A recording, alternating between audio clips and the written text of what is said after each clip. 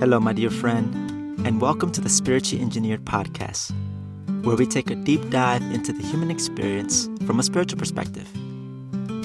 Come on in, and I invite you to stay.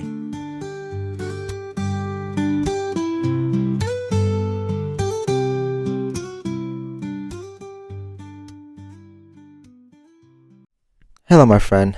Hope things are going well. And so for today's episode, I wanted to approach things a little bit differently.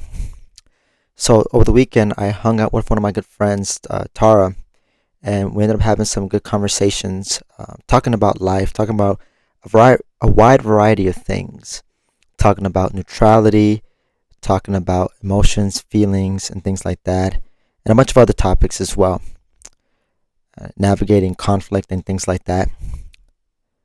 And so I'm going to go ahead and just include a little clip it there. You'll notice there's a difference in the sound quality because it was an impromptu recording that I just did in the heat of the moment.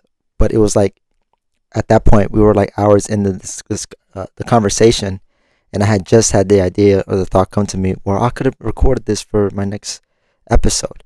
And so so you'll notice that immediately when I play the snippet, or it's an hour, it's not a snippet, but you'll notice that it cuts into just like in the middle of a conversation.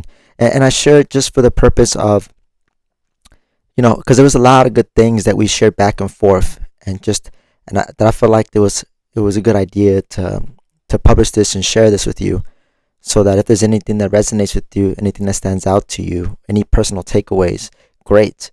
That's always the intent when I'm always recording my podcast of I always want to instill something, whether it's just by, a stimulating, reflecting question, or even something that I might have talked about or mentioned that perhaps you thought, oh, I wonder what he's talking about there, or what's that about? And so, without further ado, here's the recording from our conversation. Enjoy. To say good, bad. Yeah. Yes, I believe in it. No, I don't. Yeah. Da da da da da. So this is where I'm very agnostic. I'm just taking in these different observations, and I'm like, wait a second, this is so interesting. Anytime this world capitalizes something, especially something negative, it's always an indicator of what I say is flipping the world right side up.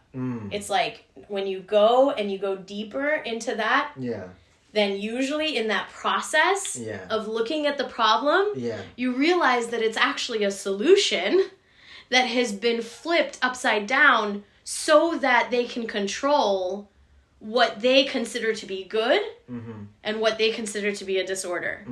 What they consider to be good organizational structure and what they consider to be bad organizational structure. And the fact is that even that observation is neutral. It's like, I'm not necessarily saying that they're wrong. Right. I'm just saying, have you had a chance to explore within yourself if you have the choice to agree with it or not? Yeah. And I think that's a very powerful thing to at the end of the day as well, when you mentioned the observation and just looking at the neutrality. And this is why when I work with my spirit guides, and this is why they're so valuable, because they see that, they have that neutrality, because they have that bigger picture of what life's all about. They understand. I mean, because they've done the work, they've evolved, they expanded their own awareness, and doing all that important stuff that help them to connect with and really embody 100% being one with all things. It's just that's part of our own journey, and what we're at is learning to be one with all things as a practice, as a way of life, not as a destination. Okay, I'm with all things, I'm done now. No, it's just taking that through the journey while we're here in this lifetime type of thing. Yes. And I think that's important because, like I said, it can be very easy to get caught into the wrongs and the morals of society. Part of the aspects of society and what I teach people in programs and the people and the way shows cause, being taught as an educator, is that society is typically built of, you look at religion and you look at science and you add those together, you have society. And there's an image that represents a symbol, represents society. And it's imagine those little ticky-tacky boxes, those lines, because it represents the positives and negatives. So the rights and wrongs, these are aspects of what society is, just as it is right now, understanding, right? I'm not saying it should be like that, but it's just how it is type of thing. And because of that, when they talk about societal pressure and influence, I mean, they're really getting into that positive, negative already. They're losing that neutrality observation of their own life experiences. And then that's where people get caught up in a lot of shit. And this is why, I feel like what's enabled me to be at this place in my life where I just have that awareness to just kind of take a step back, to practice that neutrality wherever I go. While also at the same time, especially like within myself, always remembering it's important that the emotions and stuff that I feel, to feel them, to let them process, not suppress them. And like once the storm has calmed, then take that neutrality pivot. Okay, what was that about? And by kind of doing that pivot, after I processed, like allow my emotions and all the normal human things, right, part of the process, then that's just like that's how I always feel like it's a healthy order. It's like, okay, have an experience, something stimulated, I'm triggered. Let me process this. Let me sit with the feeling. Let me face it. Let me confront it within myself, no matter what. And then of course afterwards, okay, once the storm has calmed, right? And again, I'm not saying like it's not the same for everybody, but generally speaking, I say this. Then it's like, okay, what happened there? What can I observe? What can I gather? But I understand that, that's like kind of like how I see like a healthy way of kind of working through and working with, at least how I see like when it comes to working with my own energy. But it's like, of course, there are factors that can stop me in my tracks to kind of like, if I'm triggered by something and then I'm like emotional, then I can get back to the trigger, emotional, and I may not be in that position to get to that place to pivot and be neutral. And I understand that for many people it can be difficult, and it's like, understandably why people are in the places that they are, because of just like they're probably stuck in a loop and shit like that, and not learning to just like, or even maybe perhaps some don't even recognize the value of evaluating their experiences, and not just like, because it's looking at those trends can kind of give a sense of like, well, okay, if these are the things that's transpired, that says a lot about what's happening. It's like the whole history repeats itself. So then, what can I do differently? I'm talking about a lot of stuff here, but it's like that's easier said than done. I'll say that, easier said than done. But at the end of the day, I think it's just like so important. That the whole neutrality piece, that we are capable, even though I can share from my experience, I share my truth, right, with people, and people do the same thing. And then I think all of us has a responsibility to decide for ourselves what is truth, right? When it comes to, if I want to get into this conversation.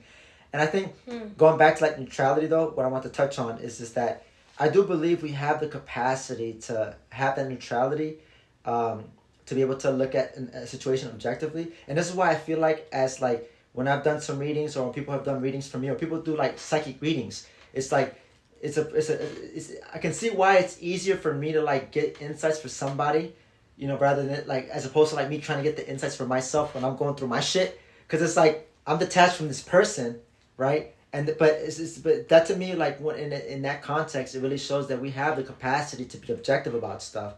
And then as a listener, I can take that value, like, okay, cool, thank you for that feedback, thank you for sharing me that interesting neutral perspective, where something I probably would have seen as negative, oh, you kind of flipped it on me. Oh, I didn't realize or see it that way. So it's like, so I guess kind of all this I'm sharing is like neutrality, and kind of that subtle practice of detachment. I've learned that is super important, and I think we can be detached while also being in tune with our feelings and emotions and stuff like that. I think there's a balance and a little juggle that can happen, that can work beautifully. I think. Can I tell you something that like a exercise that a therapist gave me that like to absolutely just like made it so clear? Yeah. So I was like a few months into therapy for the thing that I talked to you about, and I like thought I'd made a bunch of progress and whatever. And then I was out and about, and I was triggered by something that happened. Yeah. And I was so affected by it. And it was like, mostly I was affected that I was so affected by it, because in my mind I'd been going to therapy for months and I was doing so much better. Like, how did I slip? Like, it just kind of showed me, it like calibrated me to like just how much work I actually have to do.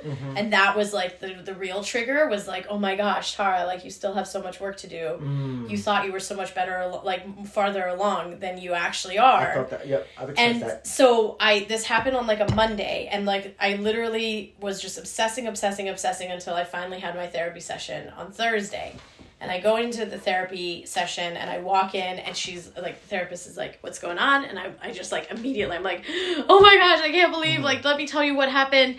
And she's like, okay, cool. Like, let's take a breath. And then, let's go back to the incident. And I'm going to ask you to describe for me like the moment that you were triggered, and then how it made you feel. And I was like, okay. And so I'm like, it was Monday, and I just like verbal vomit for like 10 minutes. I'm like not even breathing basically. And I just say all of it, and I see her, she like quickly grabs her pen and a piece of paper, and she's like jotting down notes, like vigorously jotting down notes. And I'm just talking, like letting it all out. Yeah. And finally I stop, and I take a breath, and she's like, okay, so if you remember, what I asked you was, I said, tell me like what occurred, and then I asked you to tell me how you felt about it. And you instantly launched into, and she tracked it. She was like, you said this, and you said this, and you said this. And on the piece of paper, she had feel, think, act. And she was like, I asked you to answer the question of how you felt.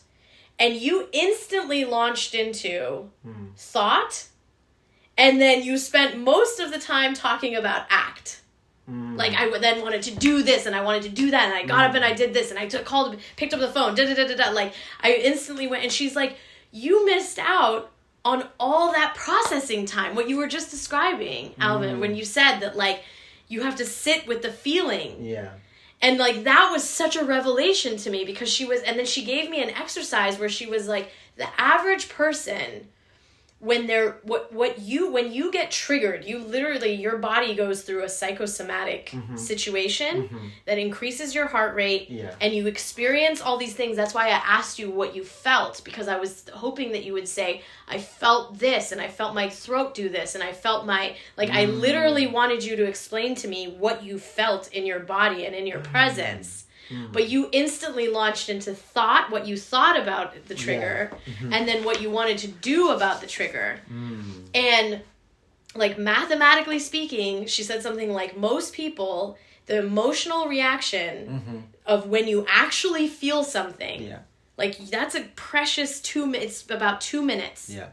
It's about 2 minutes of you literally, like, in that moment, pausing, and literally just being like, what do I feel?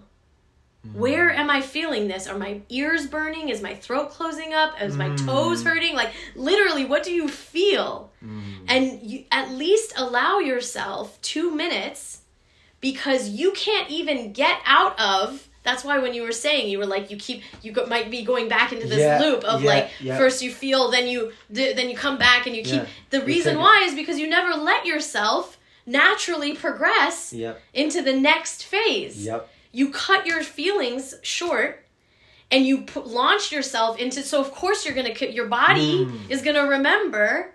Your body keeps the score, right? And your body is gonna remember. Hey, the next time you get back into your feelings, I'm gonna pick up where we left off, and I'm gonna bring you back into this reptilian part of your fight-flight brain. And you want to keep launching into your mammalian brain, which is your thought brain. Yeah. And then even more so, you want to launch into your Homo sapien brain, which is your frontal cortex, your prefrontal cortex, which is your do brain. Yeah.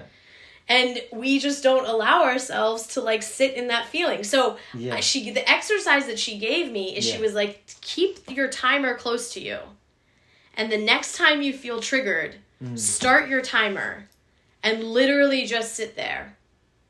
And don't stop the timer button until you stop feeling whatever sensation it is that you're feeling in that moment.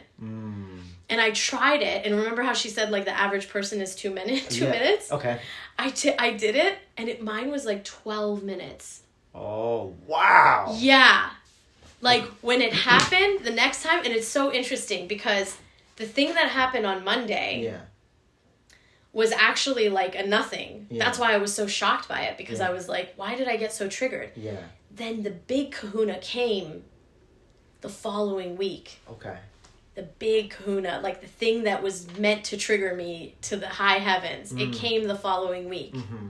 And so I realized, like, for my own, exploration without destination, spiritual journey, I was like, oh, that's why the spirit guides gave me that trigger on Monday so that I could go and get this lesson on Thursday, so that the following Monday when the big thing happened, I already had the tools ready. And when then when I had the tools ready, and literally it's a piece of paper I can show you. Yeah. It's like an exercise from this book about mindfulness. Yeah. And I had it ready, and that's when I was able to see. I was like, wow, I'm in that feeling for 12 minutes, and like the average is 2 minutes. Wow. That is such a huge calibration for someone who thinks of myself as like being really like whatever, like in touch with my feelings and emotional, and I cry all the time and whatever. Like I would have never thought that I was someone who is so cerebral.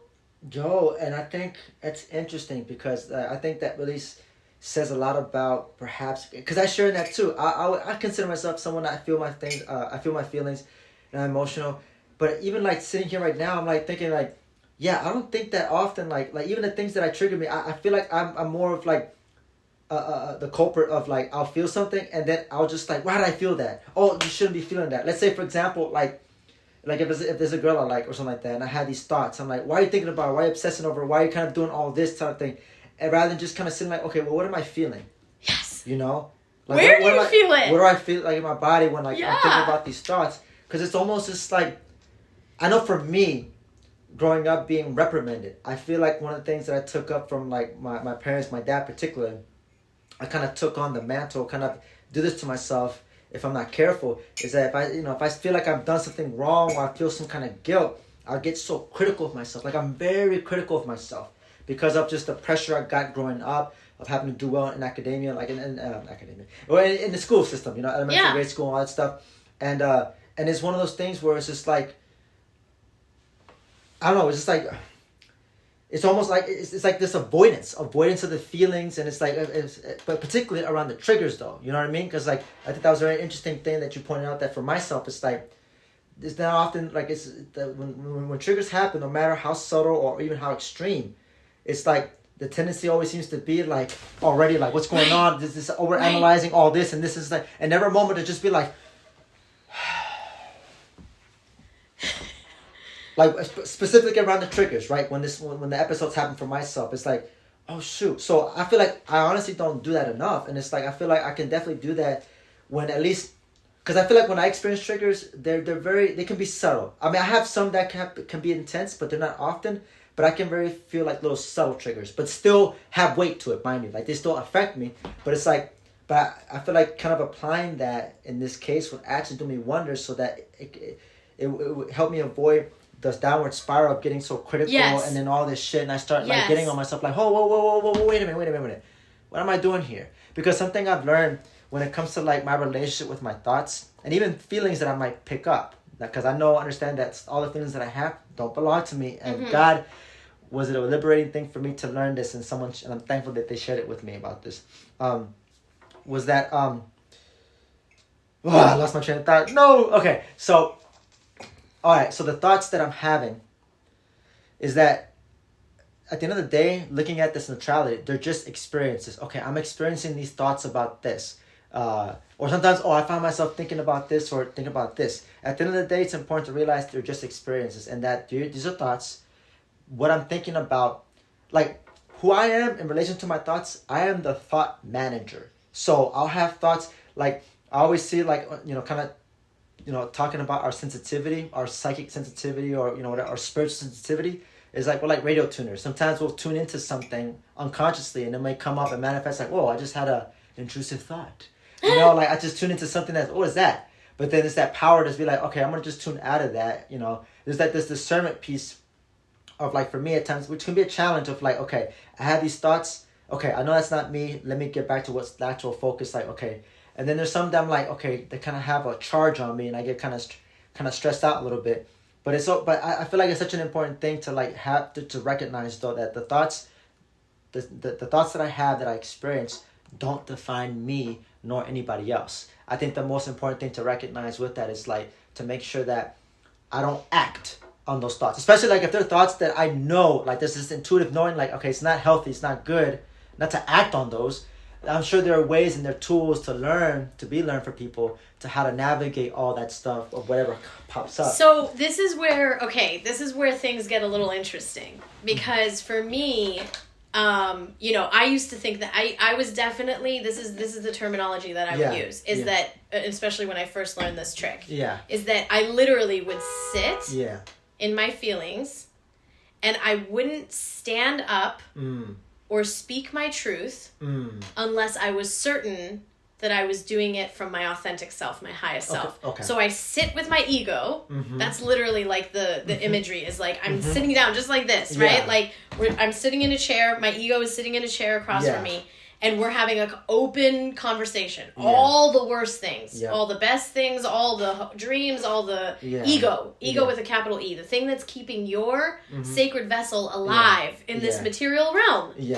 Right? Like at the end of the day, you can be your highest self, you can be your authentic self, you can be a guru up here, but you still need to eat and shit and pay bills and have shelter. Live in two worlds. So like that's your ego. That's what I say. My ego, I love my ego. That's why I want to sit down and talk to her because she is her spidey senses, the way her spidey senses tingle.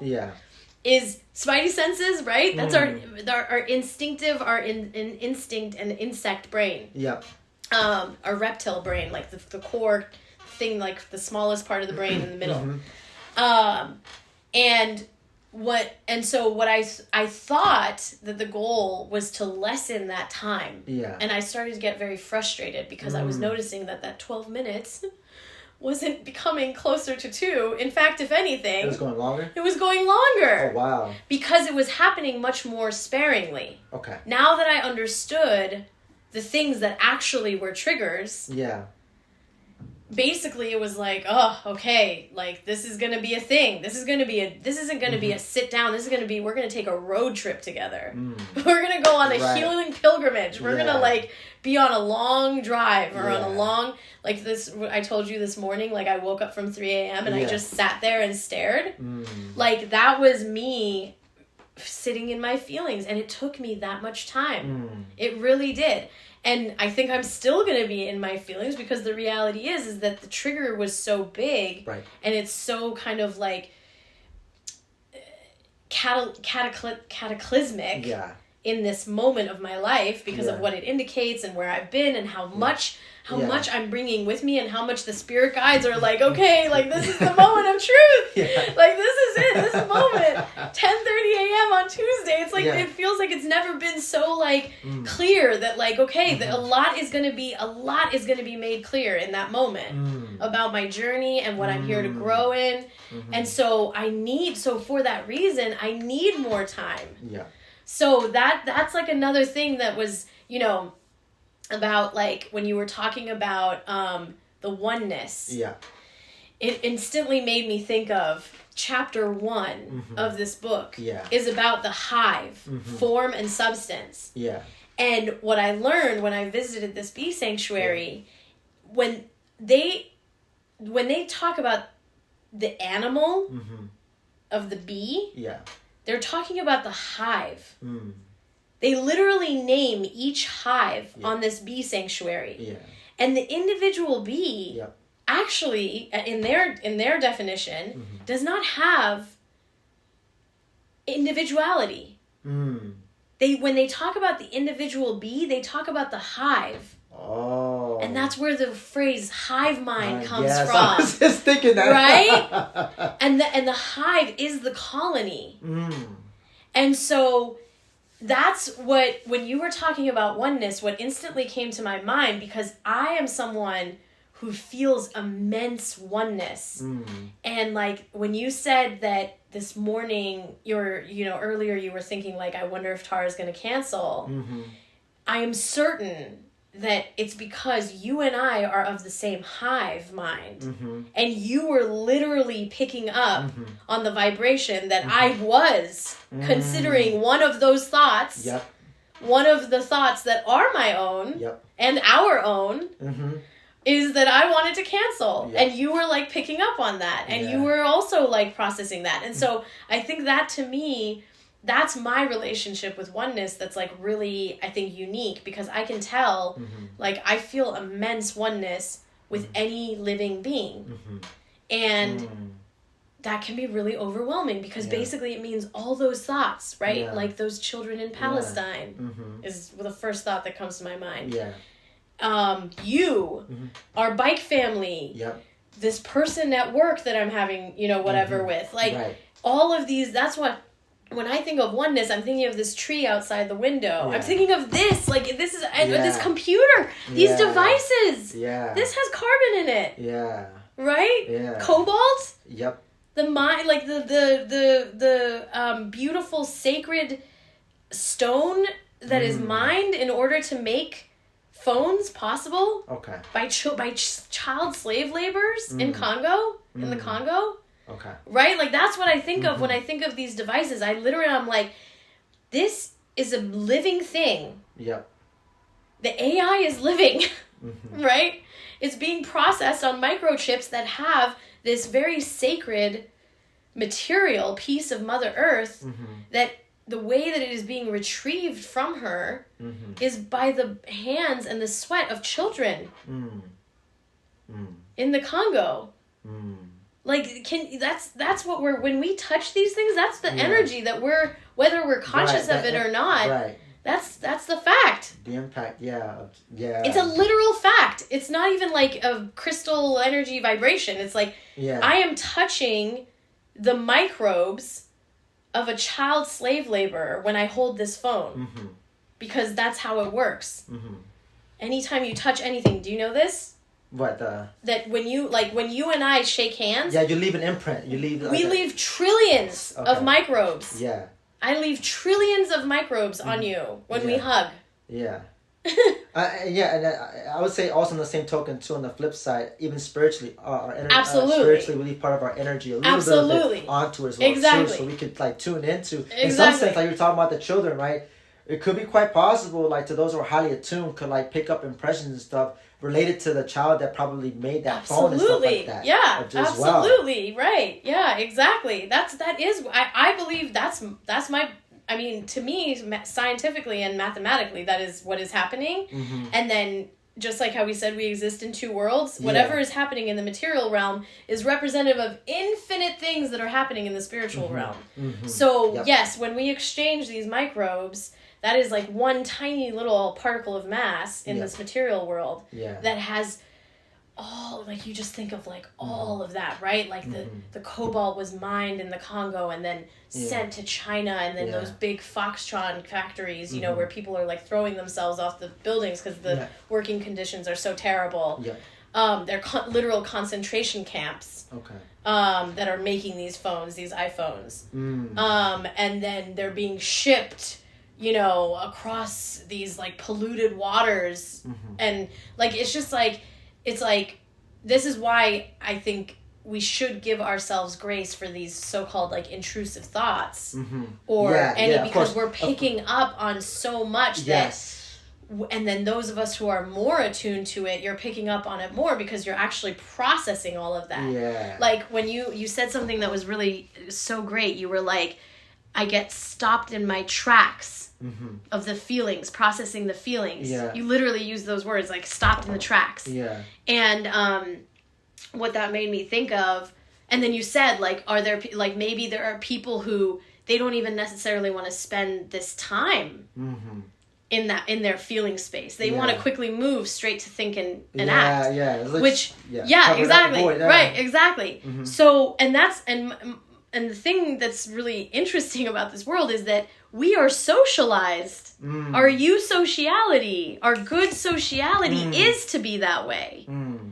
we're not socialized to have a trigger happen and then go and sit in bed for 3 days and think about it. You know, yeah. Like, that's too? Not considered good sociality. Right, and you know what's interesting too? You know, because you mentioned like the patriarchy, and I feel like, you know, in the sense that the truth that I see in that is like looking at the reality of like, because we all embody, no matter who you identify as, a male, female, or whatever, we all have masculine and feminine energy, and I feel like this tendency of like to jump into thinking and acting and trying to like, that's masculine, but the feminine to really sit with and observe and say, okay, what's going on here, and where I feel like things are shifting, and I feel like we're at this point in time where we're shifting because I feel like there's too much of the masculine out there.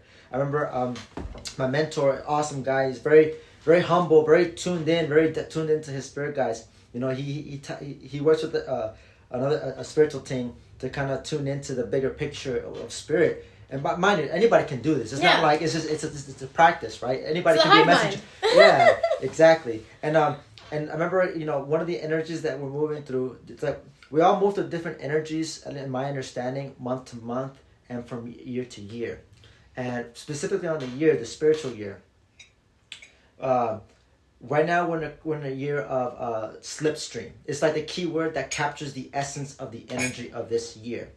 And one of the things that he talked about that has it comes to my mind from time to time is that we're at the place of, he calls it the soul renaissance. You know, when you think of renaissance, what do you think? What other word would you associate with renaissance? Rebirth.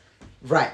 And so it's like thinking about the soul rebirth. And it's just like, because we're at a place right now, especially like when you look at technology as an example, I'm sure there are many aspects of like AI, of just like this too much of the intellectual analyzing type of thing of just the mask. Again, going back to the masculine, it's so much that's built up over a long period of time. Now it's like, but given that the wave of energy that we're going through and the nature of how things are, that there's always going to be a rebalance. Like there's order in everything. It will rebalance. If we go somewhere, it's like the way of the natural world and even the spiritual world type of thing.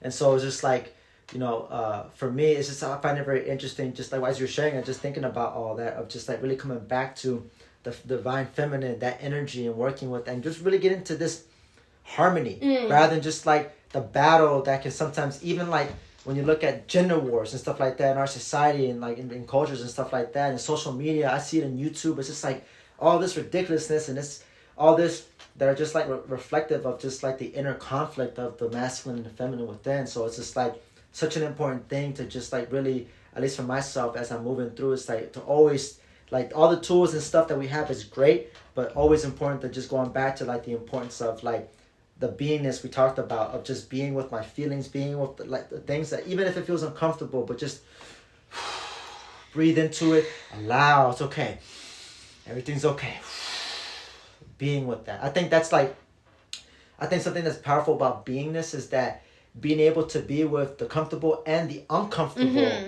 all of it, with taking it into it, like with the sense of, I guess, bring it into the experience, if that makes sense, a sense of ease. Even though clearly I might be experiencing this ease, but it's like bringing some of that, of like, and just holding that and just being with that. And it's just like, and not letting it like, just like shake me up or all this and like overpowering me, but just like, okay, it's affecting me. I'm feeling charged. I'm feeling this, but I want to be with you. I'm going to be with you. Yeah.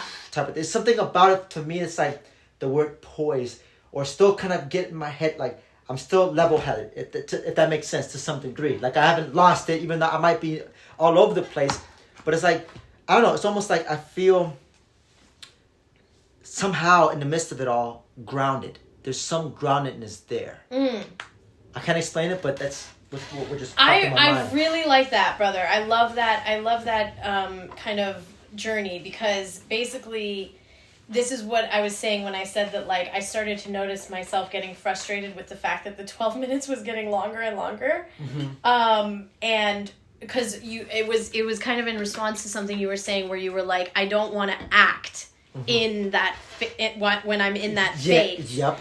And what I noticed is, like, well, for me personally, my life journey, if I'm noticing that, like, that length of time that I'm in my feelings is extending, like, realistically, I can't not act. because so much time is passing. It's like, Right. I gotta get up, I gotta eat, I Yep. gotta go do, Yep. right? I gotta act. Exactly. Yep. And so what I started to kind of recognize was like the next kind of growth level was I was like, okay, for your sacred vessel, for your ego, Yep. act. Go ahead. Do it. Yeah. You've spent, as long as you've spent more than 2 minutes in your feelings, Yep. you at least have some kind of data Yeah. that when you act, you can then observe if you're Yeah. paying attention and you're being Yeah. intentional about how you act. And it's kind of this like interesting little experiment with them that I have with myself, because honestly, I kind of like let my inner child out. I let myself be a little bit reckless. I act on impulse, not 2-minute impulse, but like 12-minute impulse, right? Or like 24-hour impulse. Right. I give myself just some act Yeah. that I'm like, I know that whatever happens, this is a step that it's okay. I'm not going to be able to take it back, but at least it's something. So that's one kind of like little tidbit of knowledge that I acquired, because I understood for me personally and my body and my journey that the not acting and that staying in kind of suspended in that space of not acting because I'm so worried that I'm not doing it from my authentic self, or I haven't given enough time to process through feeling and thought, then act, it was not good for me. I needed some kind of, my human mammal experience needed some kind of release. That my highest self was patient enough to be like, okay, whatever happens, happens. What's the worst that's going to happen? Right. But and like don't hold to that stagnation of not acting for fear that like you're gonna do it wrong, or that you didn't give yourself enough. It's like, no, you're a fucking mammal living on planet Earth, right? Like, you're not like,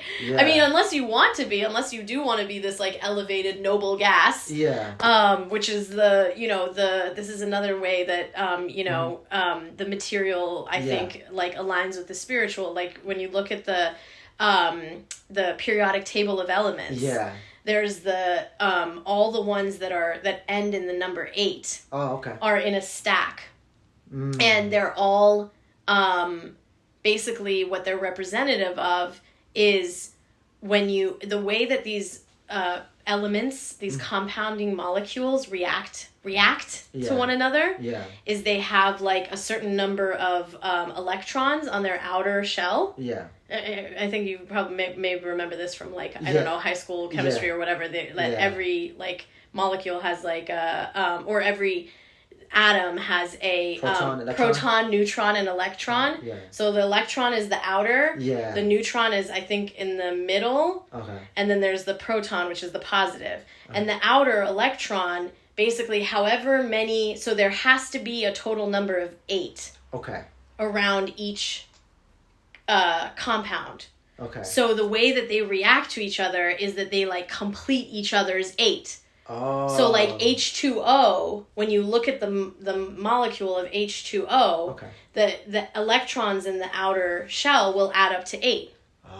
And then in the periodic table of elements, the ones that end in 8, the numbers that end in 8, those ones are called noble gases because they don't react.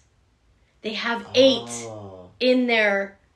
They're complete, basically. Gotcha. So they don't need to... So they're non-reactive. So this is another, like, I think it might have been this journal that I did it with, where I was like, I did this, like, exploration without destination of the molecule of Tara. And I basically kind of, like, analyzed my reactivity. And I recognized, like, I'm not a noble gas. I react. And and people react to me.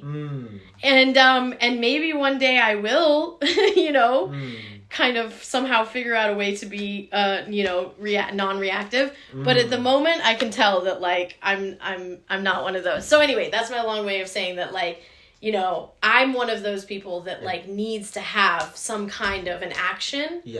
Just to be able to kind of feel that release and like not feel that I'm like holding it in. Some people are not like that. Other people, they really need to react big time.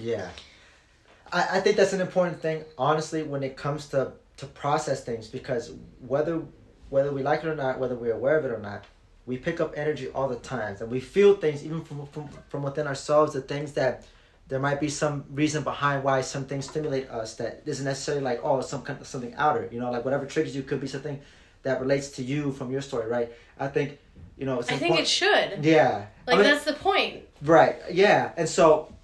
is every body has their own molecular makeup. Like I feel like each has a lot going on from within, and the outer kind of moving in as well. Yes. So dynamically, right? And so the compounding molecules. Yeah, right. Okay. Interesting. And then so then I just think that the action piece, because like we all have this need, like something that I've come to learn on action and kind of like allowing things to kind of outflow. I've come to understand the chakra systems a little bit different now.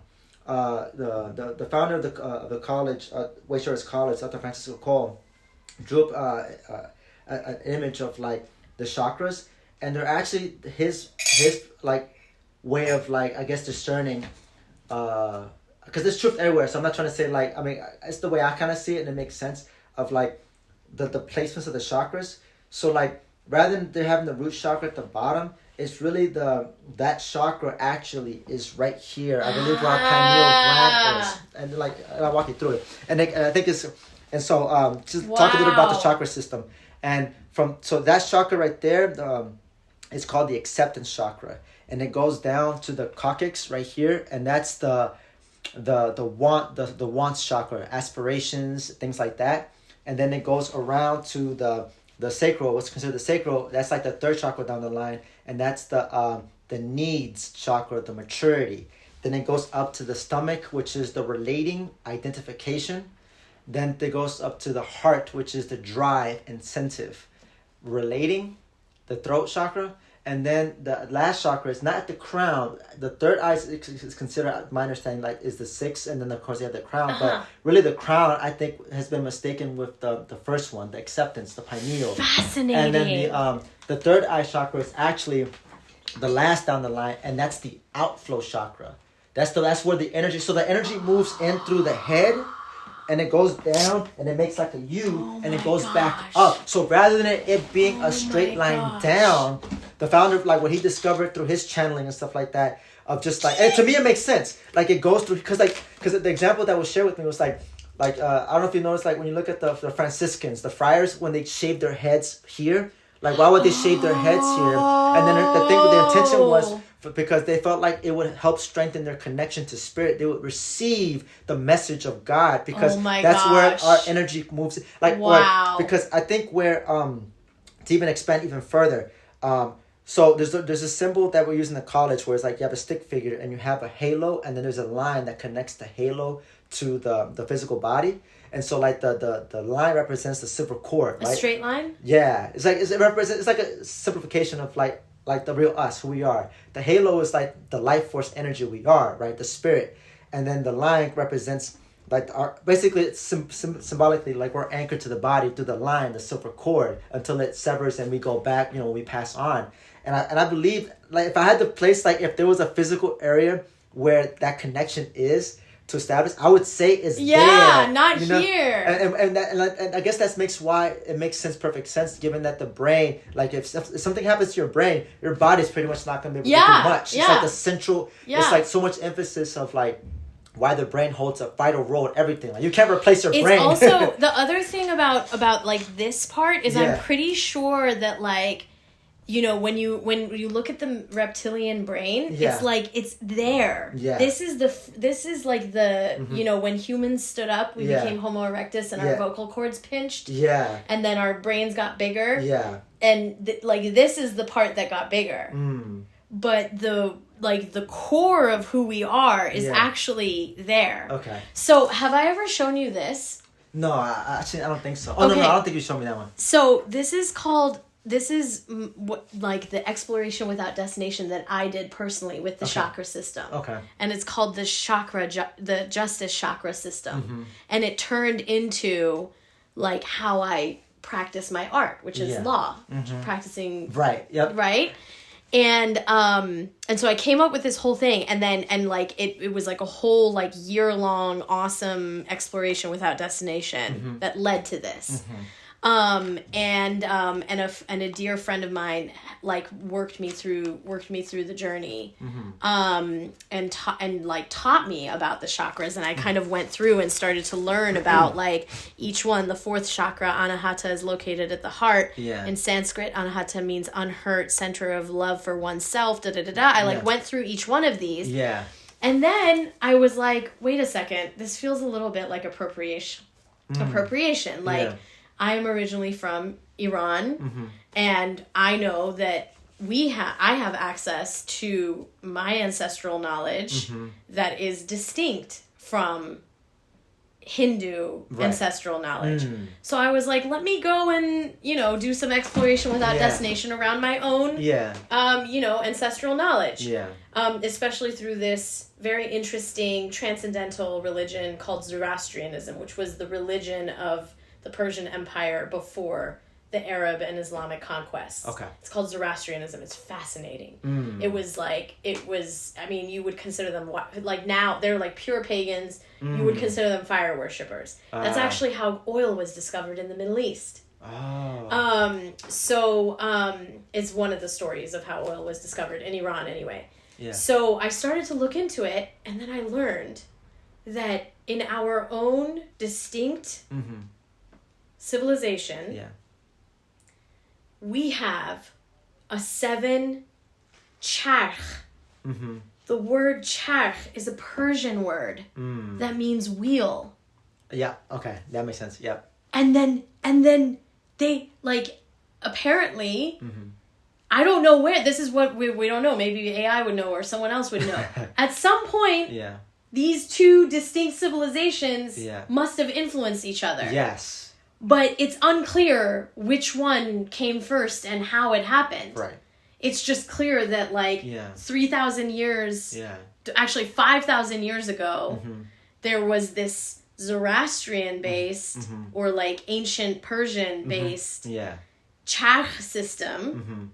And then now, in Sanskrit, it's called chakra. Yeah.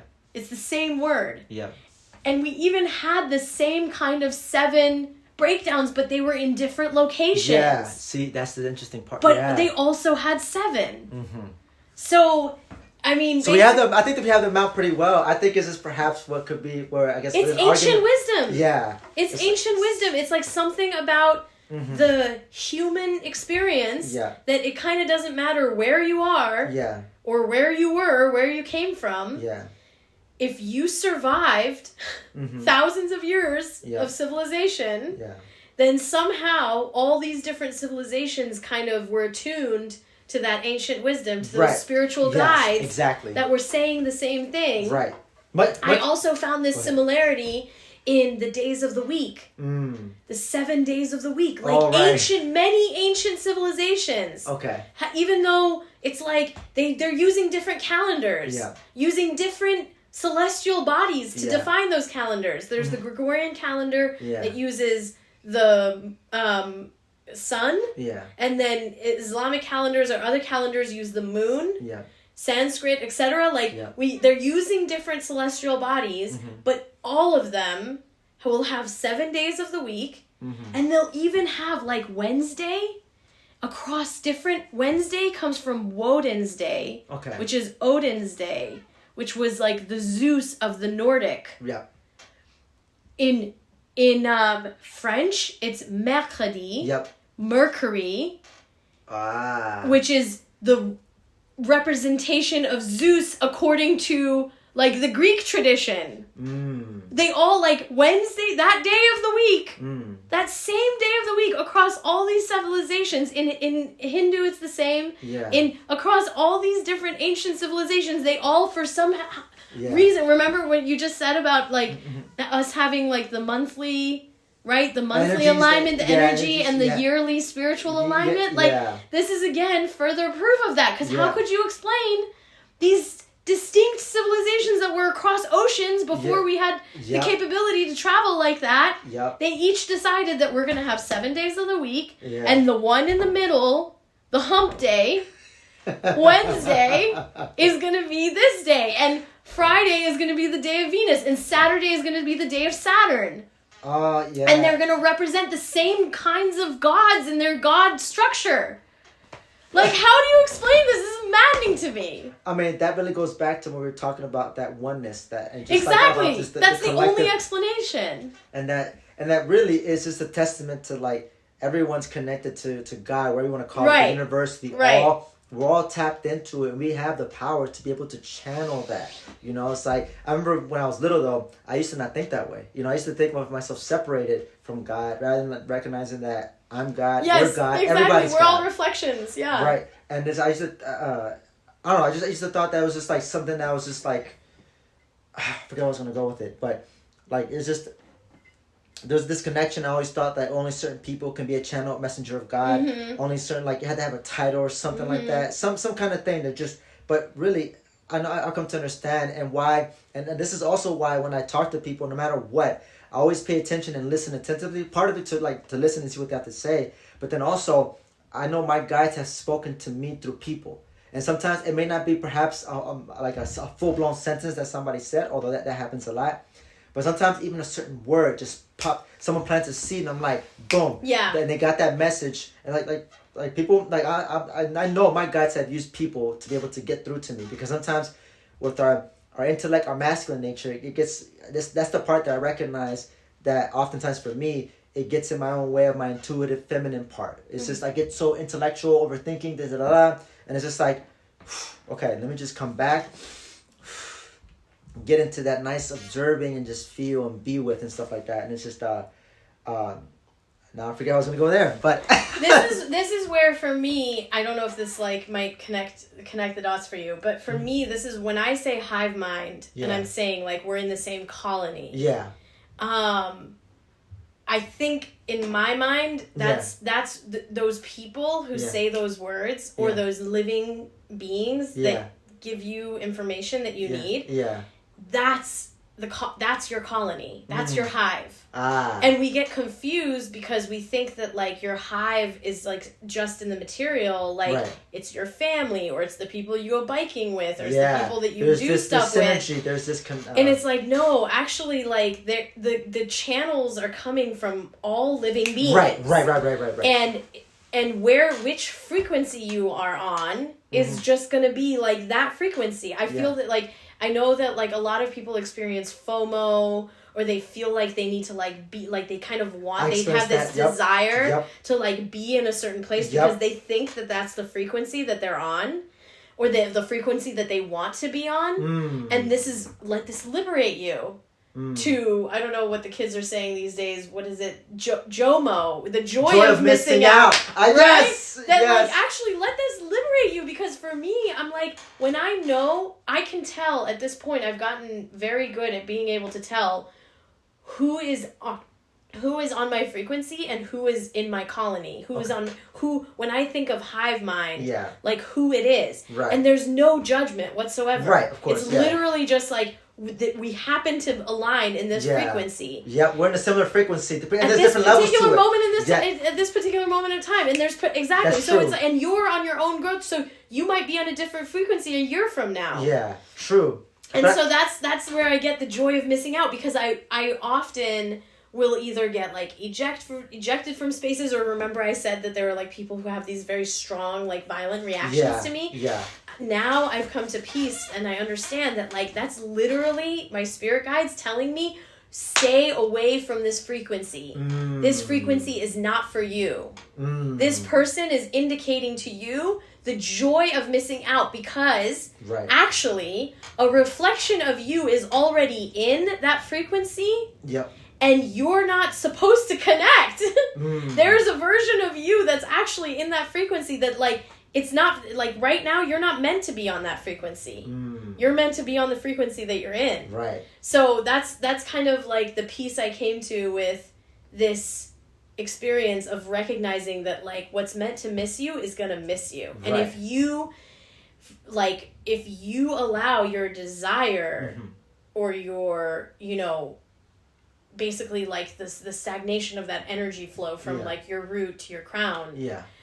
if you allow yourself to get stuck in one of those because you really desire to be in a certain frequency or like with a certain person or spending time in a certain community or whatever, then you're actually kind of like, you're missing out on what's actually meant for you, and you're kind of getting in the way of the joy of what you would be missing out on, that because there's other stuff. Like, I don't know. That's like why I'm totally okay with, I mean, I've come to peace with these kinds of interactions because I'm like, oof, okay, these are the spirit guides being like really clear that like this is not meant for you. I think the one thing that I know for me can get in the way of that is just like this feeling. It goes back to people pleasing, where I feel like I have to get right with people. Like, I want to get right with people, and just like, and I think that's when I shared that experience with my coworker from a previous job. You know, she was giving me that moment of like being disrespected by her. I mean, she's just doing my best. Like, I'm not gonna fight fire with fire here. Just do my best, and you know, it was a moment lesson like of just like, because we had our moments when we would work together and it was fine and dandy. We have conversations, we'll kind of, you know, shoot the shit. But then with the stuff that came up, and it kind of, I feel like, I guess it was a built up really, that just led to just me not working there. And at least in that building with that particular person, I started working elsewhere. It was a moment of just recognizing, like, even though I kind of spoke my truth and shared when I had that opportunity, when I actually took it upon myself and was courage to, you know, I guess, to be brave and to like tell her about what's going on with me in that moment. When we had the conversation, it just helped me recognize that there's some people that I'll vibe with, and then there's some other people that we may not vibe with, and they may mean well. Then they just, you know, this, and it's just, and that's okay. You know, it's just like I always have like, I think there's a genuine connection for me. I recognize that wants to connect and meet people at all levels, whether they are, even if they're not on my frequency, and I believe there's opportunity there. But at the end of the day, it's like not taking personal of like myself, not me not taking it personal when it's like, oh, okay, I'm not connecting with this person and not much is going on or something like that. It's just like, and it's okay. It's just like, we're not meant to be buddy and gung-ho with everybody. And on the same token, that's not to say like there has to be a group of people or something I hate. It's just, no, I don't hate anybody. There's some people that we just don't vibe with. They go their way. I respect them. I back them. Wish them all the best. You go your way. I go my way. I'll go to the people that I actually need to spend some time with and be around. And that's what I think that matters. Right. You know? That's what for me, the, you know, same, like people pleasing and external validation, all of that stuff, especially like immigrant background stuff. And I definitely got very distracted along my exploration without destination on that one. In this book. That I feel like I've shown you before. I think you did. That looks very familiar. Because this is another scripture of mine. It's called The Spirit of Intimacy, Ancient African Teachings and the Ways of Relationships. And it was written by this, you can see, it's like this awesome, like it's just little things that this person from the Dagara tribe had been channeled from her ancestry, because the Dagara tribe is the oldest known civilization. Human civilization, and they have in their tribal eusociality a role of someone who in our society would be considered a marriage counselor. So imagine for thousands of years there's this lineage of people who are like designated from childhood to have that role. And she's one of these people. Sobonfu Somé. And she just like sat down and she literally says here in the intro, or not even this intro, it's like so sweet. It's like this thing before the text starts. Where it says, I don't have this discussion of relationships all laid out, systematized and so forth. There are all kinds of images that come in and out like stars, little stars. So you're going to have to paste these images together in order to make some sense out of them. But what is important is to look at our understanding of intimacy as primarily a practice ordered by spirit or authorized by spirit and executed by someone who recognizes that she or he cannot by herself or himself make happen what she has been invited toward. And so for me, this is where I think the crucial piece of what you just said, where you're like, you know, we're not vibing, etc., is the crucial piece of consent. When you're in a spiritual relationship with someone, which if you're spiritual in the way you and I are spiritual, like that means you're pretty much in a spiritual relationship with anything that has carbon in it. With anything that is living, with anything that you believe embodies God or divinity, a reflection of your divinity or your ego or your highest self or your lowest self. So if you're in a spiritual relationship with someone and that person isn't on the same spiritual vibration as you, then you're essentially engaging in a non-consensual relationship with them, right? Because you're invited. You're being invited. Spirit is inviting you, and there has to be a process by which you can make sure that, like, the other person actually wants to be in this kind of a relationship, intimate relationship with you. And I got very distracted because for me, the crucial chapter in this book is chapter 11 on conflict. Okay. And it's literally called Conflict, a Spirit Gift. Okay. And in particular, this one, conflict is a wake-up call sent by Spirit to remind us of the purpose we are here to fulfill. In an indigenous context, it is seen as a blessing. It should not be nurtured. It should be listened to. And proper steps should be taken to address the spirit behind the conflict. I like that. So I read that and I was like, boom.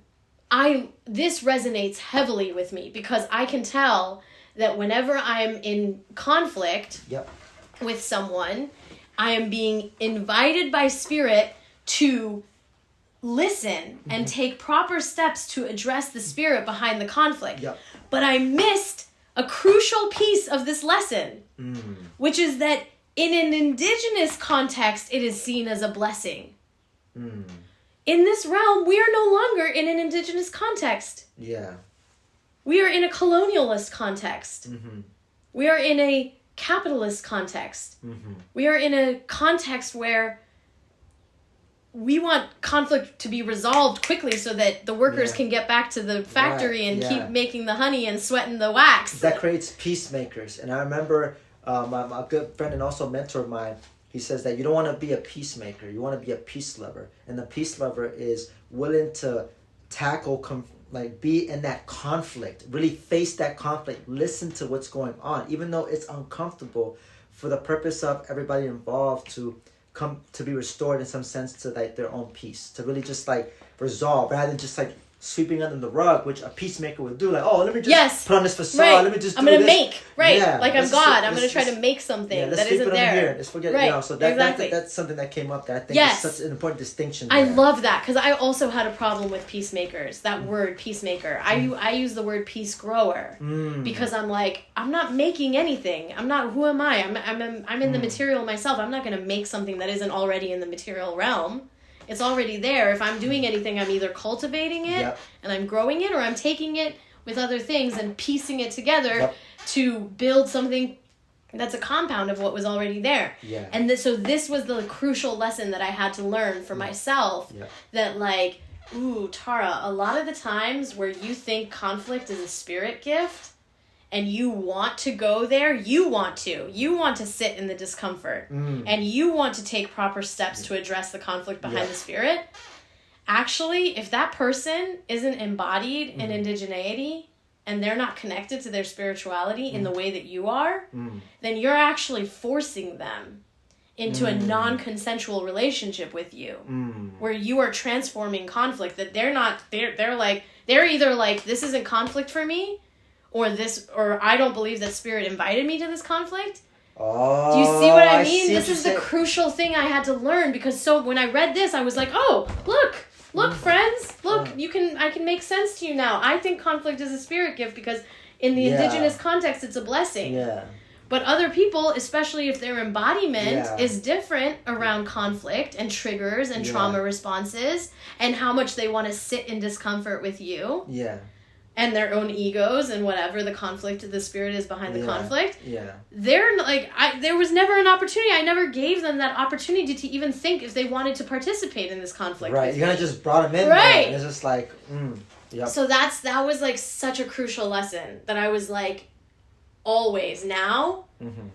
basically in my life in general, Yeah. I only arrive at places where I'm invited, explicitly invited, Right. and then I only engage in conflict when I'm invited. Because I've learned that when I've engaged in a conflict transformation, that I also agree to.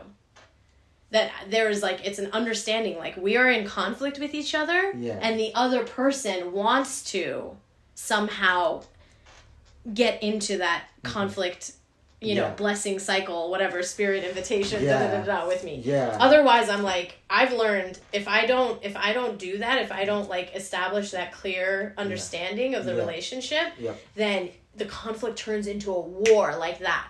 Then it's a zero-sum game. Yep, and it what's the term? It's like it was a term I remember being in a book where it's like it was like listening to conflict, or you could either nurture it. Nurture it. Yes, and that's nurturing. That's nurturing, exactly. That's like, let's keep this conflict going. Let's put some more wood and fire and fuel and keep that nurturing. Yep.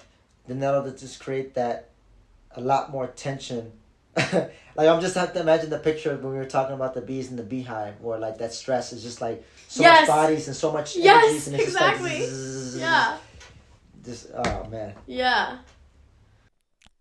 All right, my friend, and that concludes the end of the clip or the recording of my conversation with my friend Tara. I hope you enjoyed it, and if you made it this far, thank you so much for your precious time and attention.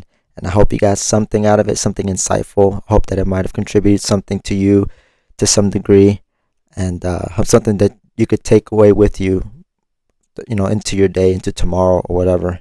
And yeah, and so this has been another episode of Spirit Engineered. I'm your host, Alvin Cepeda, signing out. And as always, take care, my dear friend.